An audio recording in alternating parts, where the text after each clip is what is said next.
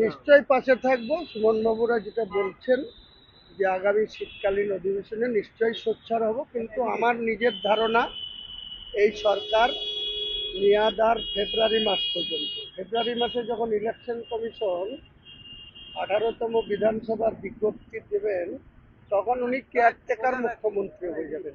কাজেই সুমনবাবুরা যে ধরনের প্রত্যাশা করছেন বা আগামী দিনে জনমানুষের জন্য কলকাতা থেকে কুচবিহার যে সমস্ত গণ আন্দোলন করবেন, মানুষের নিয়ে করবেন, ওনাদের ন্যায্য দাবিকে প্রতিষ্ঠিত করার জন্য আমার তরফ থেকে ওনারা যত রকম সাহায্য চাইবেন, রাস্তায় দাঁড়িয়ে ওনাদের পক্ষে, বিধানসভার ভেতরে দাঁড়িয়ে, এবং আমার নিশ্চিত ধারণা আগামী দিনে এই দুর্নীতিগ্রস্ত সরকারটার 2026-এ ক্ষমতায় আসবে না।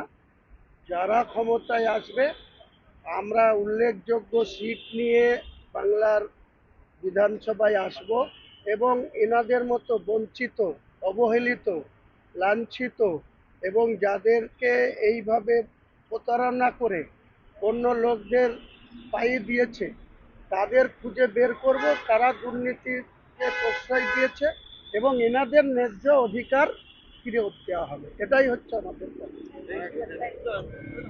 ফলো করুন টাইমস নাও খবর।